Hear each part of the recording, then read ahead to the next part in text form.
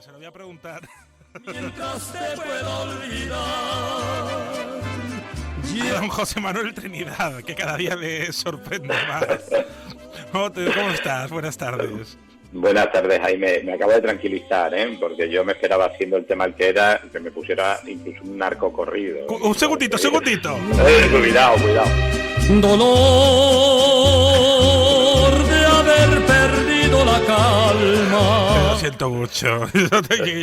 Cada vez yo creo que me lo ocurro más, ¿eh?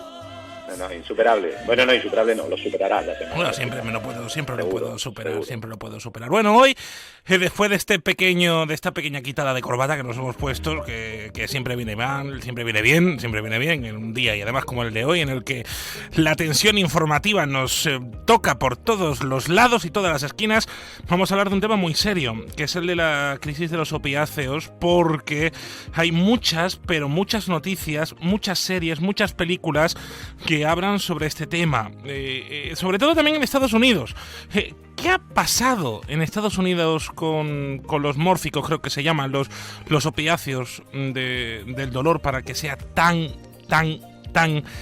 importante y sea tan protagonista? ¿Cuáles son las cifras, doctor? Sí, Jaime, porque nosotros sabíamos de estos datos, pero ahora es que están en prensa, noticias y, como dices, incluso las series que se consumen muchísimo hablando sobre este tema. Sí, además, doctor, el fentanilo, por ejemplo, que sí, pero estamos viendo mucho. El fentanilo es lo último, efectivamente, pero el fentanilo, que le llaman la droga zombie, ¿vale? Es lo último que tenemos, pero esto viene desde 1999. Madre y mía. desde que se comercializa la oxicodona, que es un fármaco que utilizamos en medicina, pero se mal usa durante ese inicio, y sobre todo allí en Estados Unidos. De modo que estamos hablando de que desde 1999 a 2020 han muerto más de 500.000 de estadounidenses por sobredosis en las que estaba involucrada un opiáceo,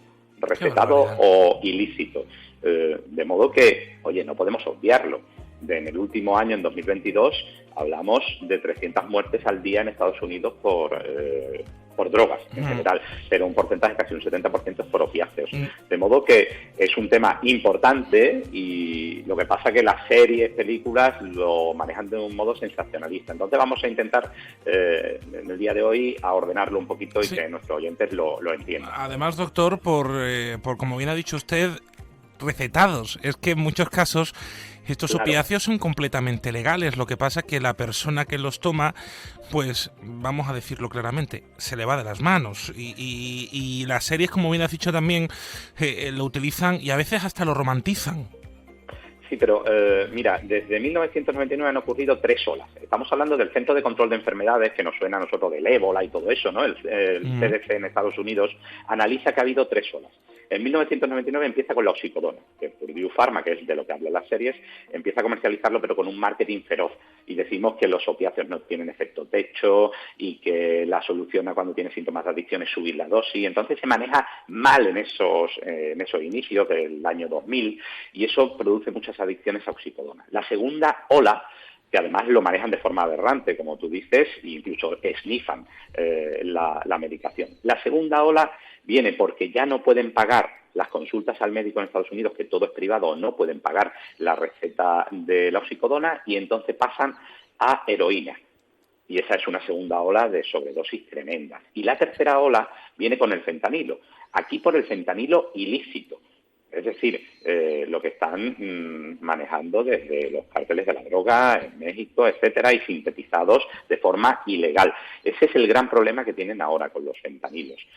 Bien es cierto que todos estos fármacos los usamos en dolor oncológico, sobre todo, pero obviamente no podemos decir siempre el paciente lo está manejando de forma aberrante y es que era un adicto, que era lo que se decía antes, y nosotros los médicos lo estamos manejando perfectamente. No, cuando ves a las barbas de tu vecino cortar, por las tuyas a remojar, de modo que nosotros como médicos tenemos que analizar qué es lo que estábamos haciendo mal en esa década de inicios del 2000, y se han modificado muchísimas cuestiones en este periodo para controlar el uso de los opiáceos.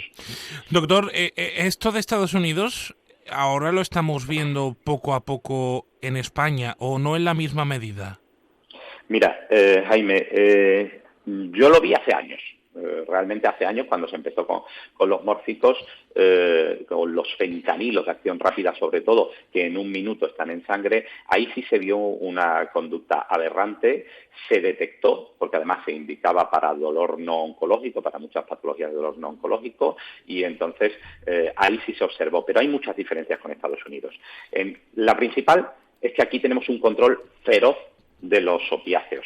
En la sanidad pública todo va por receta electrónica. Nosotros estamos viendo cuándo se le ha mandado al paciente, cuándo se le termina, si está teniendo un consumo mayor. En Estados Unidos no. Vas a una clínica, vas a la de al lado, a la de al lado y a la de al lado, y no hay un control sobre lo que se está prescribiendo. Entonces, aquí tenemos las recetas de estupefacientes, tenemos un control muy importante sobre lo que se está recetando y sobre todo la educación que hemos tenido en la que estos son unos fármacos geniales para dolor oncológico, pero en dolor no oncológico, por ejemplo, los fentanilos de acción rápida a día de hoy necesitan un visado especial, una autorización expresa de la administración para que se recete. De modo que aquí tenemos unos controles muy importantes. Pero como digo, no hay que relajarse y hay que poner controles, obviamente. Doctor, ¿qué consejo le daría a los oyentes sobre el uso de estos medicamentos? Y como bien ha dicho usted, en los que sufren cáncer, ¿se tiene el mismo riesgo? Mira, para los pacientes oncológicos, que no escuchen esto. O sea, de verdad, los oncólogos, sus médicos lo controlan estupendamente y los opiáceos son unos fármacos muy, muy buenos para controlar el dolor oncológico, ¿vale? O sea, eso que quede de antemano. Segundo, seguir las recomendaciones de su médico, siempre. Pero en pacientes no oncológicos, tener una serie de premisas. Primero, la edad. Yo nunca pondría fentanilos de acción rápida o opiáceos para toda la vida a alguien, por ejemplo, de 30 y pico años, para una patología con 30 y pico años, porque va a tener una tendencia a subir la dosis en 10 años, en 15 años, en 20 años.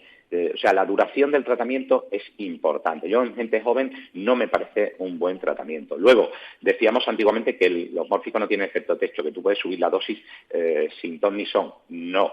Si se ve que se sube la dosis determinada, se llega a una dosis que su médico considera suficiente y no ha habido alivio del dolor, no tenemos que seguir subiendo porque no vamos a mejorar. Y luego buscar alternativas. Otras terapias que hay para conseguir disminuir la dosis o incluso retirar los opiáceos. Y mirar a la familia. Muchas veces cuando estamos sentados en la consulta y cuando yo empiezo a decirle, oye, estás tomando mucho, tienes que bajar la dosis, el familiar de al lado te mira diciendo, por fin alguien se lo dice.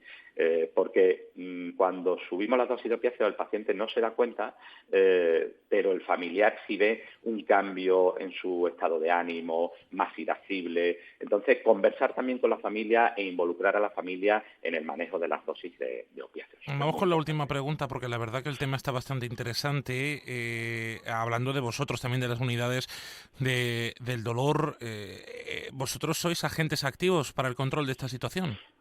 Efectivamente. Al principio, de hecho, tenían mala prensa las unidades de dolor en Estados Unidos, porque es verdad que allí no hacían ninguna técnica y lo único que hacían era recetar. Nosotros hacemos justo lo contrario. O sea, nosotros recetamos muy pocos opiáceos y en no oncológico prácticamente nada. Las técnicas intervencionistas de las que hablamos muchísimo, desde un bloqueo o una radiofrecuencia a los implantes de estimuladores, a nosotros nos ayudan a no prescribir opiáceos o a disminuir o incluso retirar opiáceos. Date cuenta, Jaime, que nosotros tenemos publicado estudios en los que los pacientes en los que implantamos neuroestimuladores medulares le retiramos los opiáceos por completo al 85% de los pacientes implantados. O sea que, en contra de lo que se puede pensar, la unidad del dolor puede servir para encontrar esas alternativas y poder retirar la toma de opiáceos de los pacientes con dolor crónico. Sobre todo estoy hablando de esos pacientes jóvenes y con dolor no oncológico. Le vamos a pedir a nuestros oyentes que nos manden preguntas para en el próximo episodio de Rebélate contra el dolor poder hablar de esto, para que la gente, seguramente va a haber muchísimas personas de las que nos están escuchando que tengan dudas, sobre todo por también lo que estamos escuchando en la radio, viendo en los medios de comunicación sobre el uso precisamente de los mórficos, de este tipo de medicamentos. Si me parece, doctor, vamos a recordarle a nuestros oyentes cómo pueden ponerse en contacto con nosotros a través de cádiz@ondacero.es, en Ídolor Trinidad, en Twitter, en Facebook y en Instagram, también en nuestras redes sociales, en Onda Cero Cádiz, en todas las redes sociales de Onda Cero Cádiz. ¿Le parece para la semana que viene respondemos preguntas? Sí, yo creo que el tema merece la pena alargarlo, responder preguntas y se lo dedicamos la próxima semana a esto, pero sobre todo transmitir el mensaje de tranquilidad y de confianza en nuestros médicos y en nuestros sistemas sanitarios. Por supuesto que sí, idolortrinidad.com en Sevilla, en Huelva, en Cádiz, en Jerez de la Frontera. Doctor José Manuel Trinidad, nos hemos puesto serios, ¿eh? Y había que hacerlo porque la ocasión lo merece, la verdad. Algún día toca, Jaime. La verdad que sí, doctor, gracias. Gracias, un abrazo.